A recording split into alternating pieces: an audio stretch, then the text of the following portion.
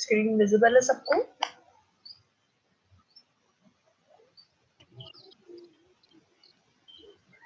Ji ma'am. We had started unit 2 जिसके अंदर सारे डॉक्यूमेंटेशन प्रोसेस आता है। हम लोग आज यूनिट 2 करने वाले हैं। लास्ट टाइम सिग्नल इशू था तो हो नहीं पाया।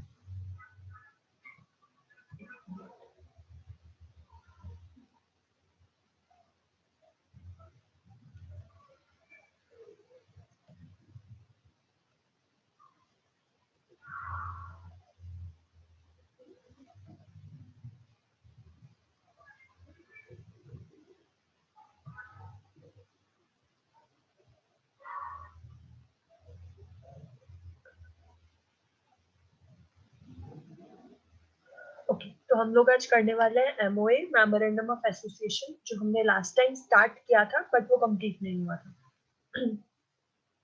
मेमोरेंडम ऑफ एसोसिएशन जैसे कि हमने पढ़ा था कि किसी भी कंपनी को स्टार्ट करने के लिए आपको सबसे पहले एमओए बनाना पड़ता है, मेमोरेंडम ऑफ एसोसिएशन बनाना पड़ता है, जिसके अंदर आपकी कंपनी की बेसिक डिटेल्स होती हैं, including your companies name, including your the share capital, उसके अलावा आपकी कंपनी का ऑब्जेक्टिव, आपकी कंपनी के अंदर जो जितने भी डायरेक्टर्स हैं वो सब एमओए को साइन करते हैं। ठीक है, तो इसके अंदर कुछ भी चीजें इंक्लूडेड होती हैं वो पढ़ लेते हैं हम लोग। इसका फॉर्मेट क्या रहता है, इसमें 5 चीजें आती हैं। सबसे पहला क्लॉज होता है that is name clause, second is registered office clause, third was object clause, liability clause and capital clause. ये 5 चीजें हमारी एमओए के अंदर इंक्लूडेड होती है। सबसे पहला होता है name clause. Name clause includes कि आपका जो कंपनी का नाम क्या है, जो भी आपने बिजनेस स्टार्ट किया, जो आपने कंपनी स्टार्ट की है, उसका आपने नाम क्या रखा है। ठीक है, और इसके अंदर कुछ छोटी छोटी पॉइंट्स होते हैं। फॉर एग्जांपल कि पहली चीज तो आपका जो कंपनी का नाम है वो किसी दूसरी कंपनी के साथ सिमिलर नहीं होना चाहिए। ठीक है, सेकेंडली आपका जो कंपनी का नाम है उसके अंदर कुछ पर्टिकुलर वर्ड्स हैं जो हमारी गवर्नमेंट ने डिक्लेयर किए, वो कुछ पर्टिकुलर वर्ड्स आपकी कंपनी के नाम में यूज नहीं किए जा सकते। ठीक है, जैसे किंग, क्वीन, और उसके अलावा आपका रॉयल वर्ड, कुछ ऐसे वर्ड्स हैं, पर्टिकुलर लिस्ट है ऐसे वर्ड्स की जो आप अपने कंपनी के नाम के अंदर इंक्लूड नहीं कर सकते। थर्डली आपका जो भी कंपनी का नेम क्लॉज है उसके अंदर ये चीज मेंशन होनी चाहिए कि आपका जो कंपनी है वो प्राइवेट कंपनी है या पब्लिक कंपनी है। If it is a private company तो आप अपनी कंपनी के नाम के पीछे क्या लगाएंगे, क्या चीज लगाई जाएगी अगर आपकी कंपनी प्राइवेट कंपनी है तो? ये हमने पहले भी डिस्कस किया। अगर कंपनी प्राइवेट कंपनी है तो हम लोग नाम के पीछे क्या लगाते हैं? PVLT। Pvt limited, private limited लिखते हैं हम लोग। ठीक है, और अगर हमारी जो कंपनी है that is a public company तो हम हमेशा अपने नाम के पीछे लिमिटेड वर्ड यूज करते हैं। ठीक है, तो ये था हमारा name clause. Secondly it's a registered office clause. Registered office clause के अंदर क्या आता है, हमारी कंपनी जिस भी रजिस्टर्ड ऑफिस के अंदर रजिस्टर्ड है उसकी डिटेल्स आएंगी। ठीक है, this clause specify the name of state in which the registrar office of company is situated. It helps to determine the jurisdiction of registrar of company. ये हेल्प करता है आपकी बेसिकली आपके रजिस्ट्रार ऑफिस के बारे में इंफॉर्मेशन देने के लिए, क्योंकि आपका रजिस्ट्रार ऑफिस जो आपका रजिस्ट्रार ऑफिस है वो आपकी कंपनी के बारे में मैक्सिमम डिटेल्स रखता है। ठीक है, nextly the company is required to inform the location of registrar office to registrar of companies within 30 days from the date of incorporation or commencement of company. Company के commence होने के 30 days के अंदर अंदर रजिस्ट्रार ऑफ कंपनी को inform करना होता है। Third clause is object clause. Object clause का मतलब होता है आपके इसके अंदर आपकी कंपनी के बनने का मेन मोटिव लिखा जाता है कि आपने इस कंपनी को क्यों स्टार्ट किया है। This clause state the objective with which the company is formed. This objective can be further divided into 3 सब कैटेगरीज। 3 सब कैटेगरीज आती है इसके अंदर। पहला है main objective, second is incidental objective, third is other objective. Main objective वो होता है, इस पार्ट के अंदर वो चीज इंक्लूड की जाती है मेनली जिस वजह से आपकी कंपनी को स्टार्ट किया गया था। आपने अपनी कंपनी को किस लिए स्टार्ट किया था वो आपका मेन ऑब्जेक्टिव होता है। इंसिडेंटल ऑब्जेक्टिव इंक्लूड्स वो सब छोटे छोटे ऑब्जेक्टिव्स जो आपने सब ऑब्जेक्टिव्स बनाए हैं to support your main objective, ठीक है, वो सब इंसिडेंटल ऑब्जेक्टिव में आते हैं। अदर ऑब्जेक्टिव के अंदर वो सब चीजें इंक्लूड होती हैं जो ऊपर मेन ऑब्जेक्टिव और इंसिडेंटल ऑब्जेक्टिव के अंदर इंक्लूडेड नहीं है, ठीक है। ये 3 सब पार्ट्स होते हैं हमारे ऑब्जेक्ट क्लॉज के अंदर। Then fourth is liability clause. Liability clause के अंदर क्या चीजें आती हैं? लायबिलिटी क्लॉज के अंदर हमारे कंपनी के मेंबर्स के बारे में इंफॉर्मेशन आती है। In case of any unlimited company the liability of member is unlimited. और अगर आपकी जो कंपनी है वो लिमिटेड है बाय गारंटी, बाय शेयर्स और एनीथिंग, तो उसके बारे में भी मेंशन होता है। तो आपकी जो फोर्थ क्लॉज है इसके अंदर वो सारी इंफॉर्मेशन लिखी जाती है कि कौन सा मेंबर कितने पार्ट तक लायबल है, कितना लॉसेस बेयर करने के लिए लायबल है। Fifth is capital clause. Capital clause होता है आपका कंपनी का मेन कैपिटल स्टॉक कितना है। आपकी कंपनी फॉर एग्जांपल आप लोगों ने 10 लाख से आप लोगों ने अपनी कंपनी स्टार्ट की है और आपने स्टार्टिंग में क्या किया कि 10 लाख पूरा ना यूज करते हुए आपने अपना 8 लाख तक अपना जो कंपनी के अंदर है वो कैपिटल को यूज किया। आपकी 2 लाख कैपिटल अभी भी बची हुई है। कैपिटल क्लॉज क्या स्टेट करता है? इट स्टेट्स कि आपकी कंपनी जो है वो मैक्सिमम कितना कैपिटल रेज कर सकती है। अगर आपने अपनी कंपनी को 10 लाख से स्टार्ट किया है तो आपकी कंपनी में मैक्सिमम जो कैपिटल रेज हो सकता है वो 10 लाख तक ही हो सकता है। आप कभी भी अपनी कंपनी की वैल्यू से ऊपर कैपिटल को रेज नहीं कर सकते, ठीक है। ये थे हमारे 5 क्लॉज। अब हमारी कुछ पॉइंट्स आएंगे जो बेसिकली स्टेट करते हैं कि आप अगर इन 5 क्लॉज के अंदर ऑल्टरेशन करना चाहते हो, इनमें कुछ चेंजेस करना चाहते हो, तो वो किस तरीके से कर सकते हो। हर एक क्लॉज का अपना ऑल्टरेशन प्रोसेस होता है, ठीक है।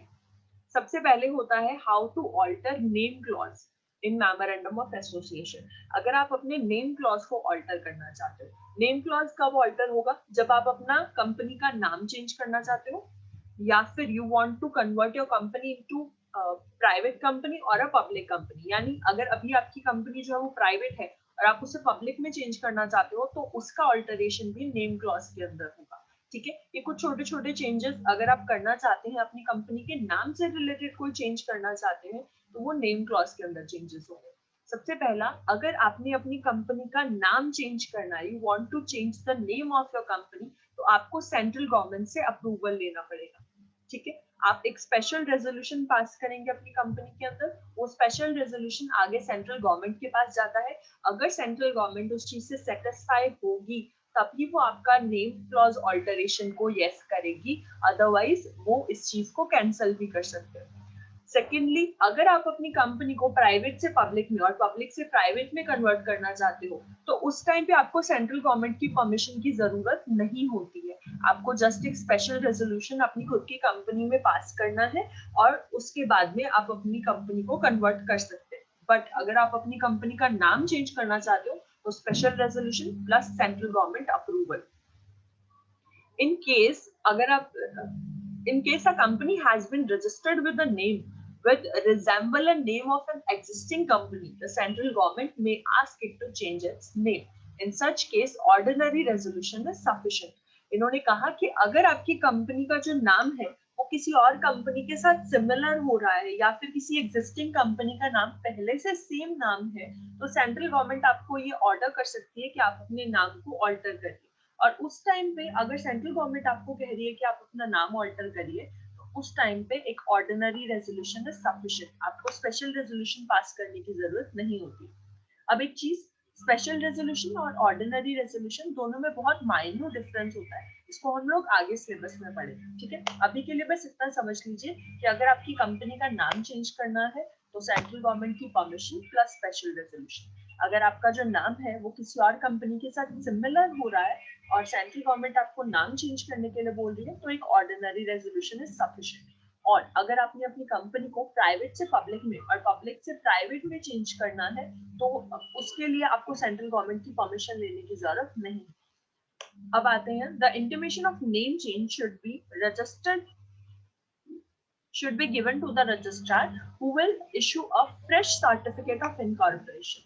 अगर आपका जो नाम आपने चेंज किया है तो उसके बारे में आपके रजिस्ट्रार ऑफिस को इन्फॉर्म करना भी कंपनी की रिस्पॉन्सिबिलिटी है. In case registrar office has to be shifted within the same city, town or village, a notice has to be given to registrar within 30 days of change. अगर आप अपनी company का जो registrar office है वो भी shift करना चाहते हो तो भी आपको अपने रजिस्ट्रार को 30 डेज के अंदर अंदर इन्फॉर्म करना होता है कि हमने अपना जो रजिस्ट्रार ऑफिस है वो इस पर्टिकुलर जगह से दूसरी जगह पे शिफ्ट कर लिया है.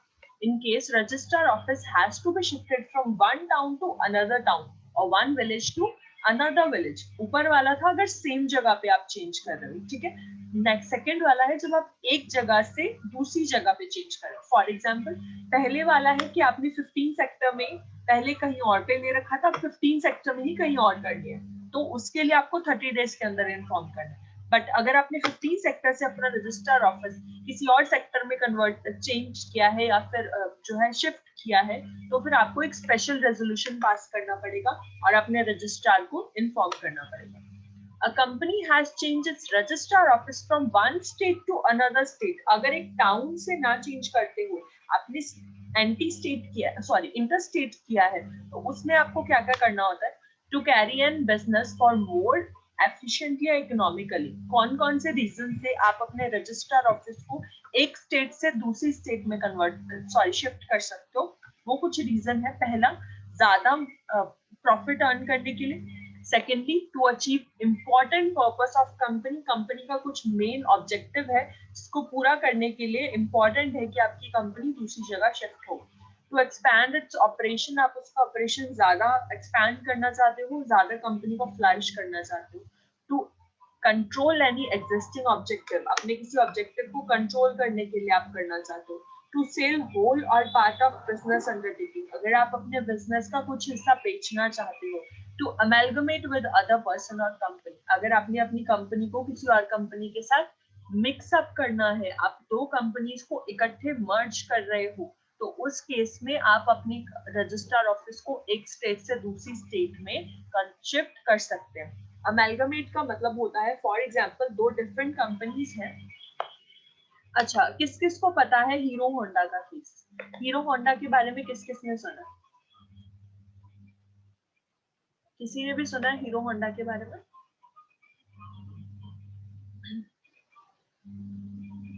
हीरो होंडा के बारे में? हीरो होंडा वो भी एक जी बोलो. ओके, हीरो होंडा एक कंपनी है, ये चीज सबको पता है. बट बहुत कम लोगों को ये बात पता है कि hero company and Honda company ये दोनों different companies.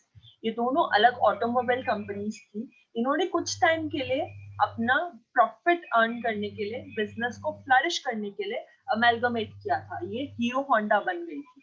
Hero company and Honda company दोनों डिफरेंट कंपनीज थी.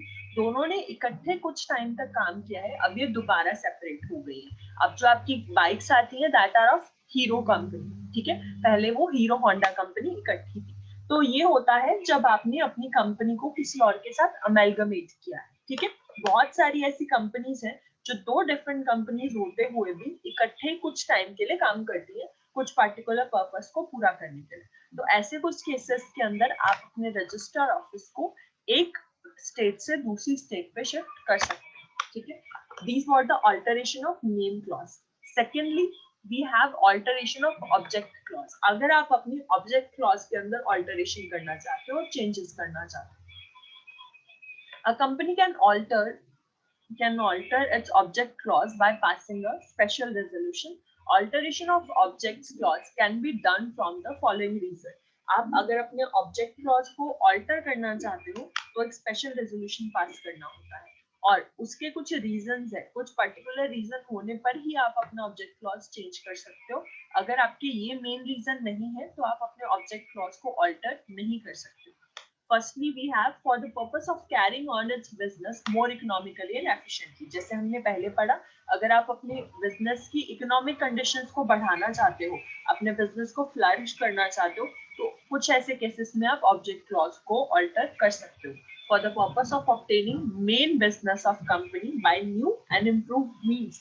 अगर आप अपनी कंपनी को कुछ कुछ नई चीजें ऐड ऑन करना चाहते हो अपनी कंपनी में, आपकी कंपनी का जो बिजनेस है वो एक जगह अच्छा चल रहा है, आप दूसरी जगह भी चलाना चाहते हो, तो ऐसे केस में ऑब्जेक्ट क्लॉज को ऑल्टर किया जा सकता है for the purpose of enlarging और changing the local area of its operation. अगर आप अपना एरिया ऑफ ऑपरेशन बढ़ाना चाहते हो for the purpose of carrying on some business which may conveniently combine with the existing business. अगर आप कुछ नया बिजनेस ऐड ऑन करना चाहते हो, फॉर एग्जांपल आप पहले सिर्फ और सिर्फ सोप मैन्युफैक्चरिंग फैक्ट्री चला रहे थे, अब आपने उसके साथ साथ शैम्पू मैन्युफैक्चरिंग फैक्ट्री भी कंबाइन कर ली है, तो कुछ ऐसे केसेस में आप ऑब्जेक्ट क्लॉज को ऑल्टर कर सकते हो। उसके लिए आपको सिर्फ और सिर्फ एक स्पेशल रेजोल्यूशन पास करना, ठीक है। Then we have alteration of liability clause. अगर आप अपनी थर्ड क्लॉज को alter करना चाहते हो, the liability clause can be altered only when a public company is converted to private company. आपका liability clause कभी alter नहीं होता except जब तक आप अपनी public company को convert नहीं कर रहे हैं private company के अंदर। सिर्फ ऐसे कुछ cases के अंदर liability clause को आप alter कर पाओगे, otherwise you cannot change your liability clause. Fourth है हमारा alteration of capital clause in MOA.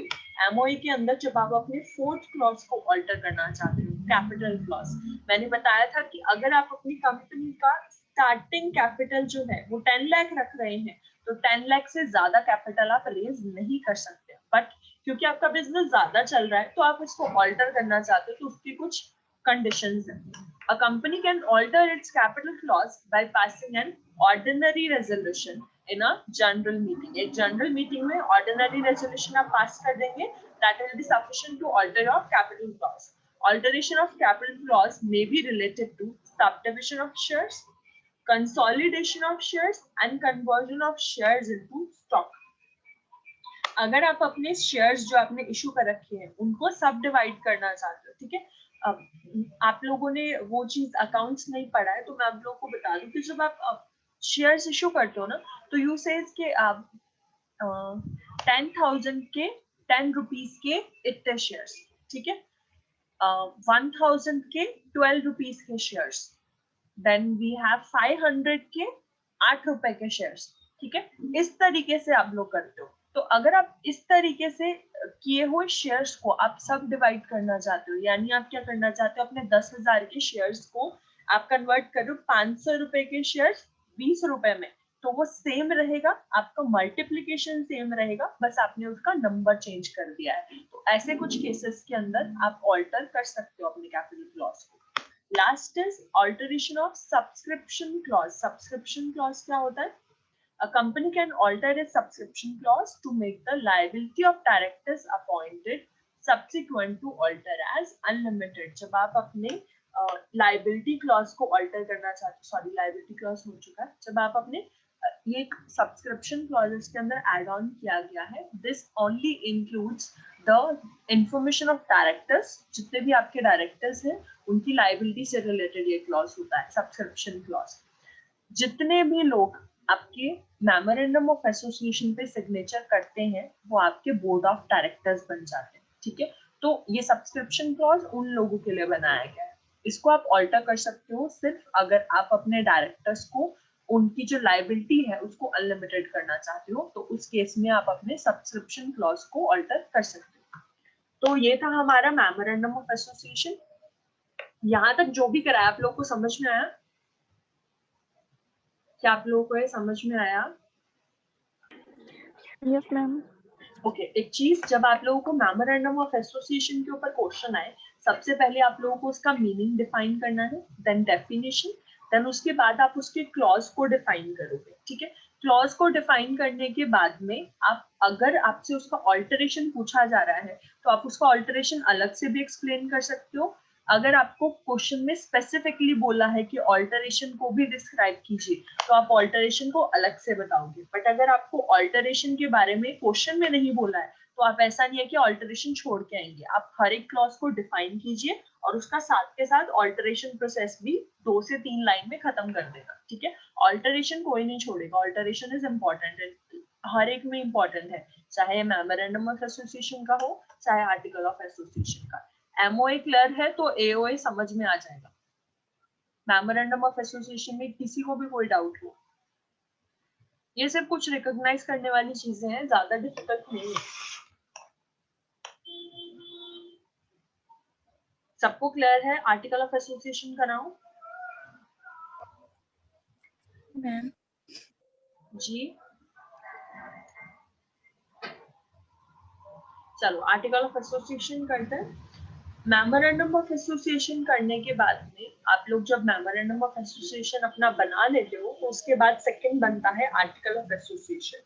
अगर आप एक पब्लिक कंपनी है तो आप अपना बिजनेस को तभी स्टार्ट कर सकते हो जब आपने दोनों डॉक्यूमेंट्स बना लिए हैं, यानी आपने एमओई भी बना लिया और आर्टिकल ऑफ एसोसिएशन भी बना लिया। But if you are a private company then अगर आप एमओए बना लेती हो तो आप अपने बिजनेस प्रोसेस को स्टार्ट कर पाएंगे। एओए आप बाद में भी बना सकते हो, ठीक है। बट पब्लिक कंपनी के अंदर एक कंपलसरी होता है कि आपको एओए और एमओए दोनों बनने के बाद ही बिजनेस को स्टार्ट करना, ठीक है। ये डिफरेंस छोटा सा याद रखना।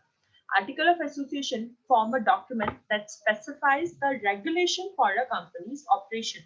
आपके डे टू डे ऑपरेशन को कैरी ऑन करने के लिए जितने भी रूल्स रेगुलेशंस बनाए जाते हैं वो सब की सब आर्टिकल ऑफ एसोसिएशन में लिखे जाते हैं। आपके आर्टिकल ऑफ एसोसिएशन में हर छोटी से बड़ी चीज, हर छोटी से बड़ी डिटेल लिखी जाती है। आपके डायरेक्टर्स को कितना सैलरी मिल रहा है, कितना किसका लोन है, किसने क्या किया है, ठीक है, किसका क्या एड्रेस है, हर चीज आपकी आर्टिकल ऑफ एसोसिएशन के अंदर लिखी जाती है। और हाँ, आपका एमओए हो चाहे एओए हो, ये दोनों की कॉपी जो है वो आपके रजिस्ट्रार ऑफिस में हमेशा रहती है, ठीक है। जो कंपनी का रजिस्ट्रार ऑफिस होगा उसके अंदर आपकी कंपनी की हर छोटी से बड़ी डिटेल रहती है, ताकि जब भी आपको अपने रिटर्न्स फाइल करने हो या फिर कोई भी काम है तो आपका डॉक्यूमेंटेशन प्रोसेस आपके रजिस्ट्रार ऑफिस से स्टार्ट होता है। इसके बाद आता है कंटेंट, क्या क्या आता है एओए के अंदर। एओए के अंदर क्या क्या चीजें इंक्लूडेड होती है। पहला है cases of shares, sorry classes of shares, यानी आपने कितने रुपए के कितने शेयर्स इशू किए, ठीक है, उनकी वैल्यूज, कितने टोटल वैल्यू के आपने शेयर्स इशू किए हैं। Right attach to each of them, आपने किस शेयर के साथ क्या हक दिए हैं आपके शेयर होल्डर्स को, वो सब चीजें आपके एओए के अंदर लिखी जाती है। Then we have calls on share. Calls on share क्या होता है, अब मैं आप लोगों को पहले प्रॉपर शेयर का प्रोसेस समझा देती हूँ कि क्या होता है। व्हाइट बोर्ड विजिबल है सबको? जी ma'am. Okay, this is a company, ठीक है, इसके 10,000 रुपीज के कैपिटल है, ठीक है। 10,000 रुपीज से मैंने कंपनी स्टार्ट की है, मेरे पास 8,000 रुपए है, 8K I have with me. मुझे कितने चाहिए? 2K चाहिए, ठीक है।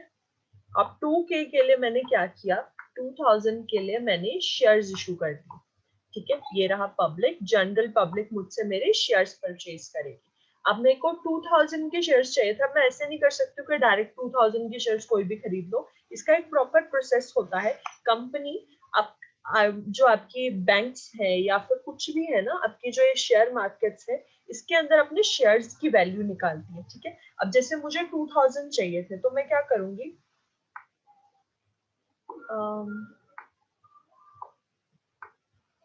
500 रुपए के, नहीं सॉरी 500 शेयर्स मैंने 20 रुपीज के इशू किए, ठीक है। इसे मल्टीप्लाई कीजिए, 500 मल्टीप्लाई 20 कितना होगा, नहीं सॉरी 40 सॉरी 2 मिनट।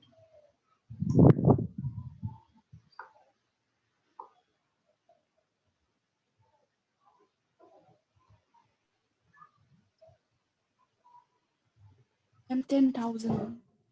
10,000 नहीं बच्चे, 2 मिनट।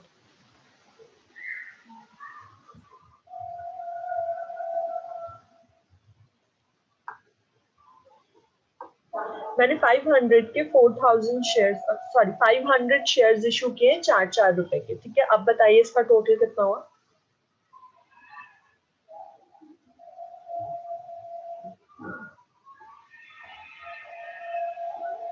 500 शेयर्स इशू किए मैंने 4 रुपीज के, कितना हुआ टोटल, दिस विल बिकम 2,000,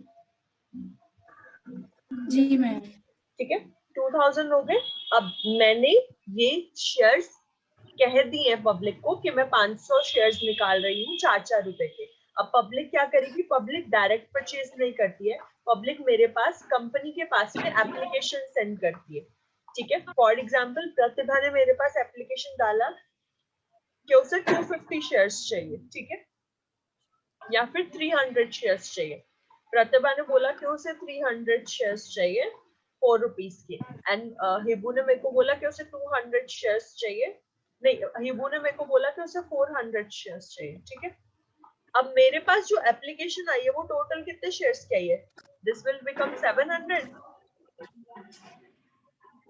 मेरे पास जो एप्लीकेशन आई है वो 700 शेयर्स के लिए आ गई है। ठीक है, अपनी अपनी वर्थ के हिसाब से सब लोगों ने मुझे एप्लीकेशन भेज दी। 700 रुपए के 700 शेयर्स की एप्लीकेशन आई है, और मैं इशू कितने कर सकती हूँ, सिर्फ 500।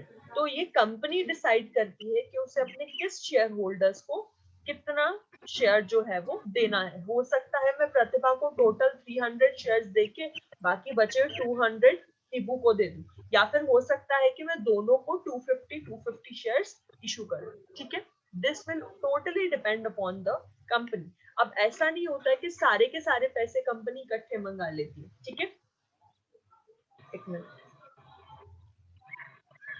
अब क्या हुआ, हिबू ने मुझे कहा था कि उसे 400 शेयर्स चाहिए,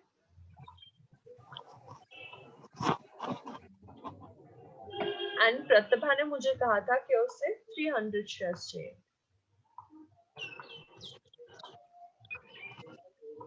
मैंने क्या किया, मैंने दोनों को 250 शेयर्स दे दिए। ठीक है, मैंने कहा कि ठीक है, आप लोगों का मैंने 250 शेयर्स इशू कर दिए। ज्यादा शेयर्स मेरे पास नहीं थे, मेरे पास 500 थे, तो मैंने आप लोगों को 250 इशू कर दिया। अब क्या होता है कि 3 से 4 प्रोसेस होती है। टोटल शेयर कितने रुपए के थे, 4 रुपए के। ठीक है, एप्लीकेशन के टाइम पे मैंने 1 रुपया मंगाया। ठीक है, आप लोगों को समझ में आ रहा है जो अब तक मैंने बोला, क्या वो क्लियर है? शेयर्स का जितना भी मैंने अब तक बोला, यहाँ तक कोई डाउट है तो मैं आगे का बताऊं, क्योंकि शेयर्स पहली बार में नहीं समझ में आता, थोड़ा सा डाउट रहता है इसमें। क्लियर है ये?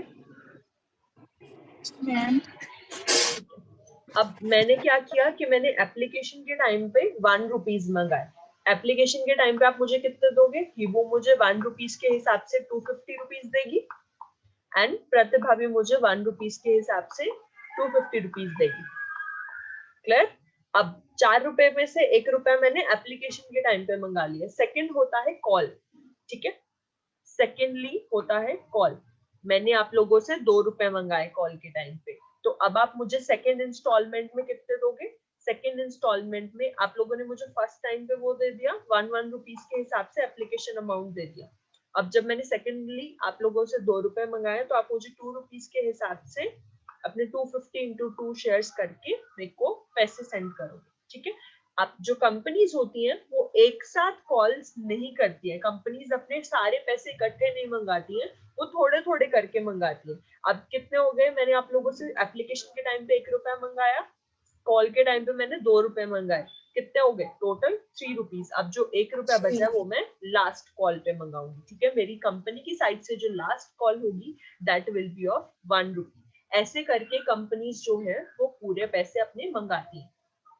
ये क्लियर हुआ कि कैसे कंपनी पैसे मंगाती है और कैसे जो शेयर होल्डर्स है वो पे करते हैं। ठीक है, जब तक कंपनी को जरूरत नहीं होती है कंपनी अपने शेयर होल्डर से पैसे नहीं मंगाती है, वो थोड़े थोड़े जब जब जितनी जितनी जरूरत उसे पड़ती है उस हिसाब से उतने उतने पैसे वो शेयर होल्डर से मंगा लेती है। ठीक है, यही चीज आपकी सेकंड पॉइंट में लिखी हुई थी, कॉल्स ऑफ शेयर्स। मैंने आपको कॉल्स ऑफ शेयर समझाया कि कॉल ऑफ शेयर क्या होती है। जब मैंने आप लोगों से 2 रुपए मंगाए that was call of share. 1 रुपया तो आप लोगों ने मुझे एप्लीकेशन के टाइम पे कर दिया था ना, तो ये सेकेंडली था कॉल ऑफ शेयर, जब कंपनी ने शेयर होल्डर से पैसे मंगाए।